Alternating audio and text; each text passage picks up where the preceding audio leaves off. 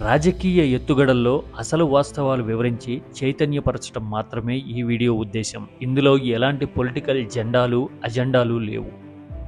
Welcome to key talks. ఈ cinema సీన్ని ఒక్కసారి క్లియర్గా చూడండి. కళ్ళ ముందే అంతా జరుగుతున్నా కానీ ఏం జరుగుతుందో తెలుసుకోవడానికి కొంత టైం పట్టింది. స్టేషన్లో ఇంజనీర్ ముందు ఉండేది. సరే, ఇది 25 ఏళ్ల కిందట వచ్చిన సినిమా. ఈ సినిమా సంగతి కాసేపు అలా ఉంచి, ఏపీలో అధికార కూటమిలో ఏ పార్టీ ఎక్కడుంది, పార్టీల పొజిషన్స్, లీడర్ల పొజిషన్స్ టాక్టికల్ గా, స్ట్రాటజికల్ గా ఎలా మారినాయి ఒకసారి డీటెయిల్ గా చూద్దాం. దానికంటే ముందుగా don't forget to subscribe key talks.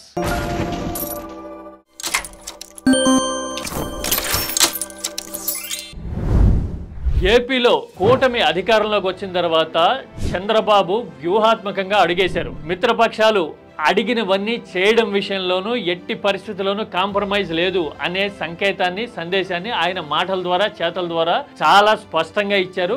అలాగే రాజకీయ ప్రాధాన్యాల విషయంలో కూడా తాను వెనక్కి తగ్గడమే కాదు, సొంత పార్టీ వారిని కూడా ఒక అడుగు వెనక్కేసేలా చేయగలిగారు. అందుకోసమే మొదటి 6 నెలల్లో కూటమిలో ఎక్కడ చూసినా గానీ పవన్ కళ్యాణ్ హంగామా ఎక్కువ కనబడింది. దీక్షల పేరుతో గానీ, లేదంటే వైసీపీకి హెచ్చరికలు చేయడంలో గానీ పవన్ ముందుండేవారు. పైగా బీజేపీ ఎజెండాని మేదేసుకోవడంలో ఏ మాత్రము సంకోచం లేకుండా పవన్ మాట్లాడడం కూడా మరో కారణం. మౌనంగా పరిస్థితులను అబ్జర్వ్ చేస్తూ వచ్చిన చంద్రబాబు వ్యూహాత్మకంగా గేరు మార్చారు. ఇప్పుడు పబ్లిసిటీ మాడ్యూల్ గానీ, మీడియా ఫోకస్ గానీ, ప్రభుత్వ కార్యకలాపాలు, వ్యవహారాలన్నీ కూడా అటు చంద్రబాబు చుట్టూనో లేదంటే ఇటు లోకేష్ చుట్టూనో తిరిగేలాగా చంద్రబాబు చక్రం తిప్పారు అనే విషయం ఆలోచన పరులకి క్రమంగా అర్థమవుతోంది. ఎలాగో డీటెయిల్ గా చూద్దాం. చంద్రబాబు ఒక ఫ్లాగ్షిప్ ప్రోగ్రామ్ తీసుకున్నారు. దాని పేరు P4. పబ్లిసిటీ నిరంతరం జరిగేలాగా పేదరికాన్ని నిర్మూలించేస్తున్నాము అనే ప్రచారంతో విస్తృతంగా జనంలోకి వెళ్ళడానికి వ్యూహరచన చేశారు. దేశవ్యాప్తంగా ఉన్న కార్పొరేట్ దిగ్గజాలని, కాంట్రాక్టర్లని ఇందులో ఇన్వాల్వ్ చేయడం ద్వారా కంటిన్యూటీ ఉండేలాగా ఈ ప్రోగ్రామ్ రూపకల్పన జరిగింది అని అర్థమవుతుంది. అందుకోసమే మీడియా ఆల్రెడీ స్టార్ట్ చేసింది. అప్పట్లో జన్మభూమి, ఇప్పుడిక P4 అనే ప్రచారాన్ని మీడియా చేస్తూ ఉంది. అంటే అప్పట్లో జన్మభూమి అంటే ఇక నిరంతరాయంగా నెలకి 4 వారాలు జనంలో ఆ ఎజెండా నలిగేలాగా చేయడము, చంద్రబాబు జనంలో ఉన్నారు అనే అభిప్రాయాన్ని కలిగించడంలో అప్పట్లో ప్రచార మాడ్యూల్ సక్సెస్ అయిన మాట వాస్తవం.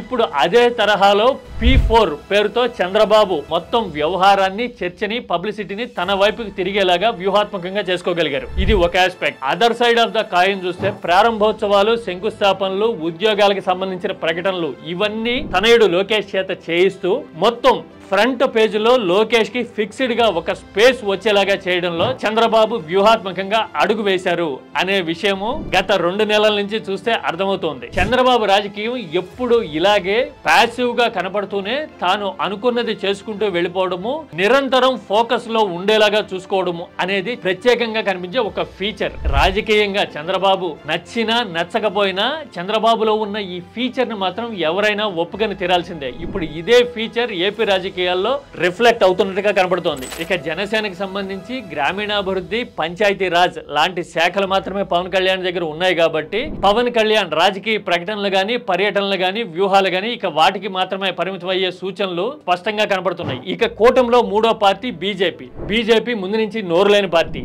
ఏపీలో చంద్రబాబు ముఖ్యమంత్రిగా ఉండాలి అంటే బీజేపీతో జోడీ ఖచ్చితంగా ఉండి తీరాలి అనే అభిప్రాయం జనంలో ఉన్న ఆ కాన్ఫిడెన్స్ మాత్రం బీజేపీలో ఉండదు. కావాలంటే చూడండి, చంద్రబాబు 99లో ముఖ్యమంత్రి అయ్యారు, బీజేపీతో పొత్తుంటుంది. అలాగే చంద్రబాబు మళ్ళీ 2014లో ముఖ్యమంత్రి అయ్యారు, అప్పుడు కూడా బీజేపీ పొత్తులోనే ఉన్నారు. అలాగే ఇప్పుడు 2024లో బాబు ముఖ్యమంత్రి అయినప్పుడు కూడా బీజేపీ పొత్తు వల్లే ఈ సంకీర్ణ విజయం అనేది సాధ్యమైంది. అయినా సరే బీజేపీ అనేది పరిపాలనాపరమైన వ్యవహారాల్లో గానీ, రాజకీయ పరమైన వ్యవహారాల్లో గానీ ఏపీలో క్రియాశీలకంగా ఉన్న దాఖలా లేనేలేదు. బహుశా రాష్ట్ర నాయకత్వం ప్యాసివ్ గా ఉండడం వల్ల, లేదంటే గనక అవన్నీ ఢిల్లీ చూసుకుంటుంది అనే ధోరణితో ఉండడం వల్ల కావచ్చు, బీజేపీ అనేది స్తబ్దుగా, నిశ్శబ్దంగా మాత్రమే ఉండిపోయింది ఏపీలో. అంటే మొత్తంగా ఓవరాల్ గా చూస్తే ఏడాది కాబోతున్న సమయంలో చంద్రబాబు తన ఎజెండాని క్లియర్ కట్ గా ముందు పెట్టడము, పబ్లిసిటీ మాడ్యూల్ ని రెడీ చేసేయడము, కూటమిలో భాగస్వామ్య పక్షాలని కంఫర్ట్ చేస్తూనే వ్యూహాత్మకంగా ఎంతలో ఉంచాలో అంతలో ఉంచడము